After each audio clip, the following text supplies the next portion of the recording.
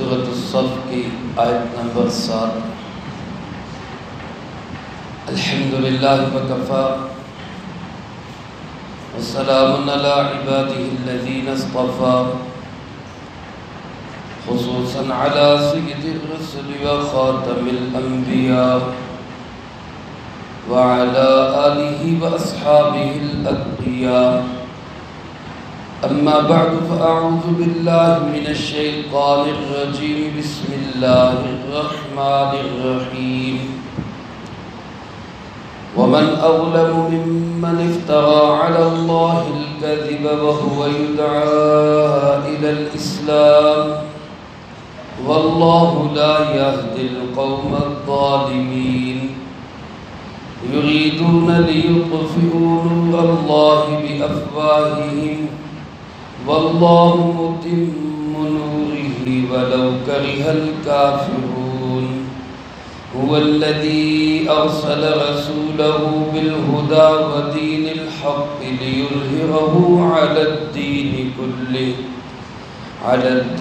كله ولو كره المشركون۔ ومن أظلم ممن افترى على الله الكذب، اور اس سے بڑا ظالم کون ہوگا جو اللہ پہ جھوٹا الزام لگائے۔ وَهُوَ يُدْعَى إِلَى الْإِسْلَامِ، جبکہ اس کو دعوت دی جاتی ہے اسلام کی طرف۔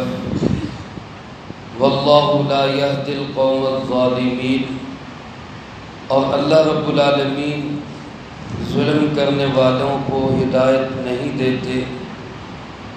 یریدون لیطفئوا نور اللہ بافواہہم، یہ لوگ چاہتے ہیں کہ بجھا دیں اللہ کے نور کو اپنے منہ کی پھونکوں سے۔ واللہ متم نورہ، جبکہ اللہ رب العالمین اپنے نور کو کامل کرنے والے ہیں۔ ولو کرہ الکافرون، اگرچہ کافر اس کو ناپسند کریں۔ هو الذي ارسل رسوله بالهدى ودين الحق، اللہ وہ ذات ہے جس نے بھیجا اپنے رسول حضرت محمد صلی اللہ علیہ وسلم کو ہدایت کے ساتھ اور سچے دین کے ساتھ۔ لیظہرہ علی الدین کلہ، تاکہ وہ ان کو غالب کر دے سارے دینوں پر۔ ولو کرہ المشرکون، اگرچہ مشرک اس کو ناپسند کرتے رہے۔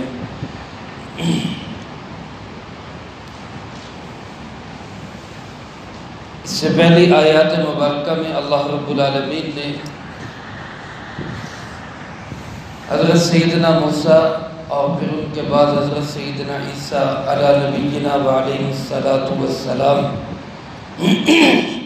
کا تذکرہ فرمایا۔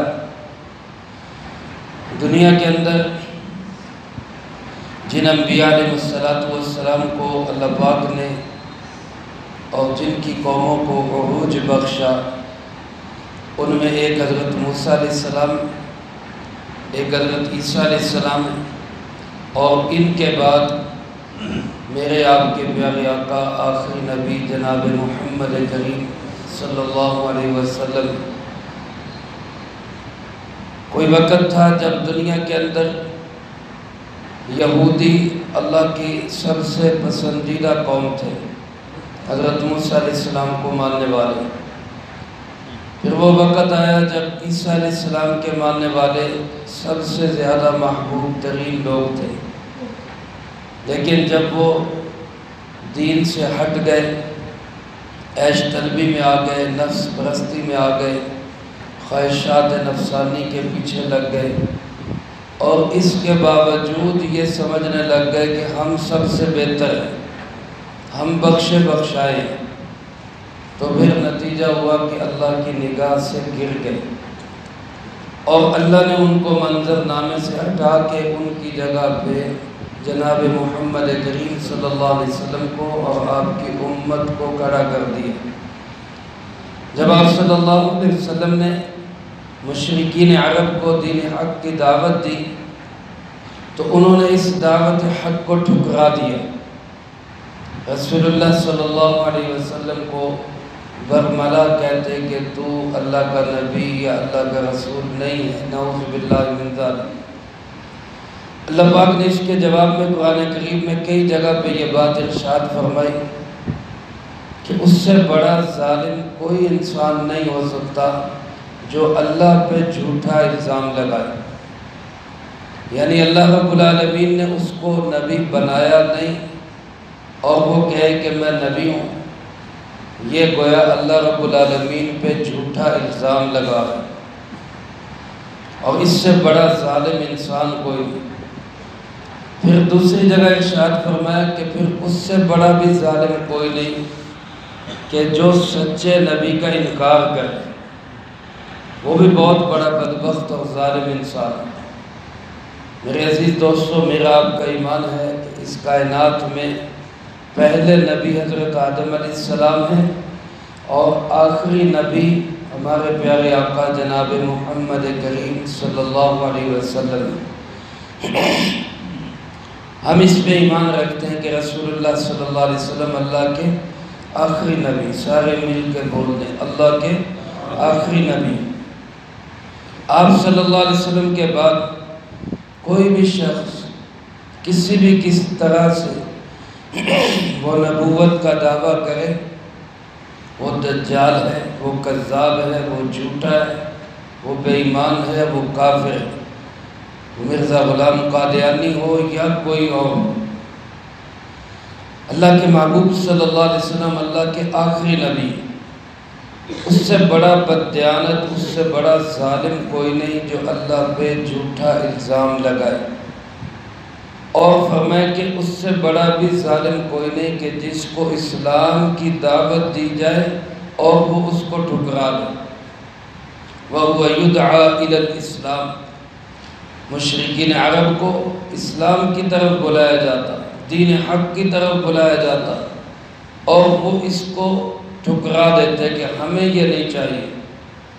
میرے عزیز دوستو، اسلام دین ایک نظام ہے، صرف عبادات کا نام نہیں، صرف کلمہ پڑھ لینے کا نام نہیں، بلکہ جب بندہ اسلام کو قبول کر لیتا ہے تو پھر اقرار کرتا ہے کہ میری عبادت والی زندگی، میری معاشرت والی زندگی، میری معیشت والی زندگی، میری اخلاقیات والی زندگی اور میرے معاملات والی زندگی، یہ سب کی سب اسلام کے دائرے کے اندر ہوگی۔ یہ نہیں کہ نماز تو میں پڑھوں گا اسلام کے مطابق اور تجارت میں کروں گا اپنی مرضی کے مطابق، یہ نہیں کہ میں کلمہ تو اسلام کا پڑھوں گا اور قانون میں انگریز کا تسلیم کروں گا، یہ پھر ظلم ہے۔ اسلام میں داخل ہو گئے تو کیا فرمایا، ادخلوا فی السلم کافہ، پورے کے پورے اسلام میں داخل ہو جاؤ۔ حضرت حاتم طائی رضی اللہ، حضرت حاتم طائی ایک اچھے انسان گزرے ہیں، رسول اللہ صلی اللہ علیہ وسلم سے پہلے زمانے میں تھے، نیک انسان تھے، سخی انسان تھے۔ ان کے بیٹے تھے عدی بن حاتم رضی اللہ تعالی، جو مسلمان ہوئے تھے، صحابی رسول تھے، چونکہ پہلے عیسائی تھے پھر مسلمان ہو گئے۔ آپ صلی اللہ علیہ وسلم نے ایک دفعہ دیکھا کہ ان کے گلے کے اندر لاکٹ ہے جس میں صلیب بنا ہوا ہے، عیسائیوں کا جو نشان ہے صلیب کا، وہ لاکٹ پہنا ہوا ہے، وہ گلے میں لٹک رہا ہے۔ رسول اللہ صلی اللہ علیہ وآلہ وسلم نے دیکھا تو آپ نے اس کو پکڑا اور توڑتے ہوئے فرمایا، الق عنک ھذا الوصل، اس بت کو اب گلے سے اتار دو، اس بت کو اب گلے سے اتار دو۔ اور فرمایا، اللہ رب العالمین کی آیات مبارکہ پڑھ کے سنائی، اے ایمان والو ادخلوا فی السلم کافہ، اسلام میں پورے کے پورے داخل ہو جائے۔ جب کلمہ پڑھ لیا، مسلمان ہو گئے، تو اب لباس، چال ڈھال، شکل و صورت، اٹھنا بیٹھنا، جاگنا سونا، تجارت کرنا، معاملات، بیوی بچوں کے زندگی، گھر کی زندگی، مسجد کی زندگی، یہ سب کس کے مطابق ہونی چاہیے؟ اللہ اس کے رسول صلی اللہ علیہ وسلم کے فرمان کے مطابق۔ ایسا نہیں کہ ہم کلمہ بھی پڑھیں اور ہندوؤں کی طرح دھاگے بھی اپنے بازوؤں میں پہنے رکھیں اور سکھوں کی طرح کڑے بھی ہمارے بازوؤں کے اندر ہوں اور گلے کے اندر صلیب بھی لٹکائی ہوئی ہو۔ ایسا آدھا تیتر آدھا بٹیر اسلام اللہ کو قابل قبول نہیں۔ اللہ پاک فرماتے ہیں اس سے بڑا ظالم کون ہوگا؟ اللہ کے سچے دین کو ٹھکرا دے اور اسلام کی دعوت دی جائے اور اس کو وہ قبول نہ کرے، یہ ظالم انسان ہے۔ اور اللہ فرماتے ہیں وَاللَّهُ لَا يَهْدِي الْقَوْمَ الظَّالِمِينَ، یاد رکھو اللہ کبھی بھی ظالم قوم کو ہدایت نہیں دیتی۔ سب سے بڑا ظلم دنیا کے اندر وہ شرک ہے، ان الشرک لظلم عظیم۔ اللہ فرماتے ہیں شرک سب سے بڑا ظلم ہے۔ اور شرک کیا ہے کہ انسان اللہ کے سوا کسی کو اپنا رب مانے، اللہ کے سوا کسی کے سامنے اپنی مشکلیں رکھے، اللہ کے سوا کسی کے سامنے اپنا ماتھا ٹیکے، اللہ کے سوا کسی کے سامنے رکوع کی شکل میں جھکے۔ دل، دماغ، جسم کا تعلق جھکاؤ کے اعتبار سے، مانگنے کے اعتبار سے، جھکنے کے اعتبار سے وہ صرف کس سے ہونا چاہیے؟ اللہ رب العالمین۔ فرمایا کہ اس سے بڑا ظالم کوئی نہیں جو شرک کرے، اور ایسے شخص کو اللہ کبھی ہدایت نہیں دیتے۔ اس لیے میرے بھائیو اللہ کا شکر بھی ادا کرنا چاہیے، اللہ نے ہمیں شرک سے محفوظ رکھا، سب کہہ دو الحمدللہ۔ اور نیت بھی کرنی چاہیے کہ ہم کبھی بھی اللہ کی ذات کے سوا کسی کے سامنے نہیں جھکے۔ دوسری طرف اللہ پاک فرماتے ہیں یہ ظالم اور کافر، یہ بے ایمان، یریدون لیطفئوا نور اللہ بافواہہم، یہ چاہتے ہیں اللہ کے نور کو اپنے منہ کی پھونکوں سے بجھا دیں۔ اللہ نے جو چراغ جلایا دین حق کا سراج منیر ہے، سچے مذہب کا ایک روشن قندیل ہے، یہ لوگ پھونکوں کے ساتھ اس چراغ کو بجھانا چاہتے ہیں۔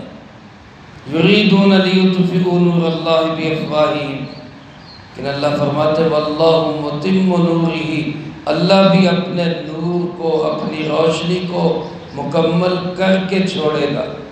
وَلَوْ كَرِهَ الْكَافِرُونَ، چاہے کافروں کو کتنا ہی ناپسند لگے، کافروں کو برا لگے، جتنا مرضی برا لگے۔ دیکھیں رسول اللہ صلی اللہ علیہ وسلم ایک آواز تھی توحید کی، اکیلے تھے، چراغ سے چراغ جلتا گیا، یہاں تک کہ سینکڑوں ہوئے۔ مکے والوں نے آواز کو دبانے کی کتنی کوشش کی، صحابہ اکرام کو تنگ کیا، ستایا، مارا، پیٹا، حتیٰ کہ حبشہ کی طرف چلے گئے، وہاں جا کے بھی رہنے نہیں دیا، پیچھا کیا، پھر ان کو لا کے ان کو ختم کریں۔ پھر آپ مدینہ منورہ چلے گئے، وہاں بھی چڑھائی کی، لیکن رفتہ رفتہ یہ روشنی چمکتی رہی اور ایسی چمکی کہ آج تک الحمدللہ دنیا میں موجود ہے۔ ساری دنیا کے کافر الٹے لٹک جائیں، دین حق کی اس روشنی کو کبھی ختم نہیں کر سکتے۔ انگریز نے جب اس خطے میں ناپاک قدم رکھے، کتنا زور لگایا اس نے۔ خود انگریز کے وزیر اپنے پارلیمنٹ میں قرآن کو اٹھا کے کہتے تھے جب تک یہ کتاب دنیا میں موجود ہے دنیا کو امن نہیں مل سکتا، لہذا اس کو ختم کرو۔ قرآن کو ختم کرنے کے لیے اس نے کتنا زور لگایا، کتنے پاپڑ بھیجے، کتنے علماء کو شہید کیا، کتنے مدارس کو گرایا، اور کتنے قرآن کریم کے نسخے اٹھا اٹھا کے دریاؤں میں پھینکے۔ لیکن آپ ایمانداری سے بتائیں آج اس خطے سے قرآن ختم ہو گیا یا پہلے سے زیادہ بڑھ کے چھا گیا؟ آج پوری دنیا میں سب سے زیادہ قرآن کے حافظ پیدا کرنے والا ملک وہ پاکستان ہے، الحمدللہ۔ یہ فخر ہے، یہ اعزاز ہے پوری دنیا میں ہم سب کو، پاکستان کو، اور یہ فیض ہے مدارس کا، علماء کا، کہ دنیا میں سب سے زیادہ حافظ وہ پاکستان کے اندر پیدا ہو رہے ہیں۔ قرآن پاک کا نور ہے جو آج بھی چمک رہا ہے، آج بھی چمک رہا ہے۔ میرے عزیز دوستو، گرجوں کے گرجے وہ بک رہے ہیں اور وہ مساجد کے اندر تبدیل ہو رہے ہیں، مسجدیں بن رہی ہیں۔ آج مسجدوں کی رونقیں بحال ہیں، کافر پریشان ہیں، ان کے پاس عبادات رہی کوئی نہیں، اور مسلمان آج بھی مسجد کے ساتھ، قرآن کے ساتھ، دین کے ساتھ اپنی سب سے بڑی وابستگی رکھتا ہے۔ علماء نے لکھا ہے ایک تو اسلام کا سیاسی غلبہ ہے، اللہ نے وہ غلبہ بھی دیا، تقریباً 50 سال تک آدھی سے زائد دنیا پہ اسلام کی حکومت تھی۔ حضرت عمر رضی اللہ تعالیٰ کا دور 22 لاکھ مربع میل، حضرت عثمان کا دور 44 لاکھ مربع میل، حضرت علی کرم اللہ وجہ کا دور تقریباً 50 لاکھ مربع میل، حضرت امیر معاویہ رضی اللہ تعالیٰ کا دور خلافت 64 لاکھ مربع میل پہ اسلام کی حکومت ہے، آدھی سے زائد دنیا۔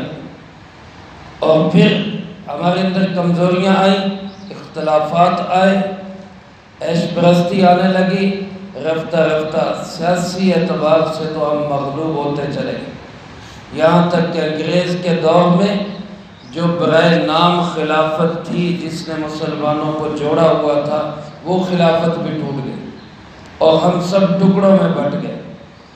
اللہ کرے اللہ پاک ہم سب کو دوبارہ خلافت والی نعمت نصیب فرمائے۔ تب تک یہ کہ جد و جہد ہے، انفرادی محنت ہے کہ دین حق کو قائم رکھا جائے، اور انشاءاللہ العزیز ہمارا ایمان حضرت عیسیٰ علیہ السلام دنیا میں تشریف لائیں گے، پھر اسلام کو سیاسی اعتبار سے بھی اللہ غلبہ نصیب فرمائے، پوری دنیا پہ اسلام کی حکومت ہو۔ حضرت عیسیٰ علیہ السلام جناب محمد کریم صلی اللہ علیہ وسلم کا امتی ہونے کی حیثیت سے پوری دنیا پہ اسلام کا نظام چلائے گا، لیکن اس کے لیے ہم بھی خاموش نہ بیٹھیں، جد و جہد کرتے رہیں، محنت کرتے رہیں، دین کو اگلی نسلوں تک پہنچاتے رہیں۔ اللہ کا وعدہ ہے، شروع میں بھی اللہ نے اپنا نور پورا کیا، آخر میں بھی اللہ اپنے دین حق کے نور کو ہر اعتبار سے پورا کرے۔ آج بھی علمی لحاظ سے، عملی لحاظ سے اسلام آج بھی سارے دینوں پہ غالب ہے۔ اگر کہیں کافر اسلام والوں کے ساتھ بیٹھ جائیں، دلیل کے لحاظ سے ان کے سامنے ٹک نہیں سکتے۔ علمی غلبہ آج بھی اسلام کو ہے، اور انشاءاللہ العزیز ہم صفات والے بنے، ہم پکے مومن بنے، صرف اللہ کے سامنے جھکنے والے بنے، تو اللہ رب العالمین سیاسی غلبہ بھی ہمیں نصیب فرمائے۔ اللہ پاک فرماتے میں تو اپنا نور پورا کر کے رہوں گا، چاہے کافروں کو اچھا لگے یا برا لگے۔ اس کو کسی شاعر نے بڑے خوبصورت انداز میں یوں بیان کیا کہ نور خدا ہے کفر کی حرکت پہ خندہ زن، پھونکوں سے یہ چراغ بجھایا نہ جائے گا۔ اللہ کا نور کفر کی حرکتوں پہ ہنس رہا ہے کہ تم پھونکوں سے میرا چراغ گل کرنا چاہتے ہو، اللہ کا یہ چراغ تو پوری دنیا میں چمک کر رہے ہیں۔ اللہ پاک فرماتے هو الذی ارسل رسولہ بالہدی ودین الحق، اللہ وہ ذات ہے جس نے اپنے محبوب رسول جناب محمد کریم صلی اللہ علیہ وسلم کو ہدایت اور دین حق دے کر بھیجا، علمی اعتبار سے بھی، عملی اعتبار سے بھی۔ دین صرف دلائل کا نام نہیں، عبادات کا نام نہیں ہے، چند باتوں کا نام نہیں، بلکہ وہ دین الحق، یہ ایک سچا نظام ہے، یہ ایک بہترین اور پرفیکٹ انسانیت کے لیے ایک آئیڈیل طریقہ کار ہے زندگی گزارنے کا، اس کے ساتھ بھیجا۔ صرف نماز روزے کے ساتھ نہیں بھیجا، تجارت، معاملات، کاروبار، معاشرت، معیشت، سیاست، عدالت، سارا نظام دے کر اللہ نے اپنے محبوب جناب محمد کریم صلی اللہ علیہ وسلم کو بھیجا۔ لِيُظْهِرَهُ عَلَى الدِّينِ كُلِّهِ، اور بھیجنے کا مقصد کیا ہے؟ تاکہ آپ سارے دینوں پہ غالب آ جائیں، دنیا کے سارے نظام مغلوب ہو جائیں، سب سے اوپر نظام کس کا ہو؟ اسلام کا نظام۔ میرے عزیز دوستو، یہ ہمارا مقصد ہے، یہ ہماری زندگی کا ٹارگٹ ہے۔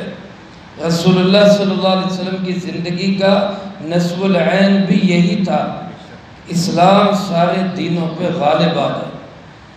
دنیا کے اندر بہت سارے نظام چلتے ہیں، نیو ورلڈ آرڈر کے نام سے اب نظام چل رہا ہے، اور کئی نظام دنیا کے اندر باطل قومیں چلاتی ہیں، لیکن اسلام والوں کا کام ہے کہ سارے نظاموں کو ٹھوکر مار کر غالب کس نظام کو کریں؟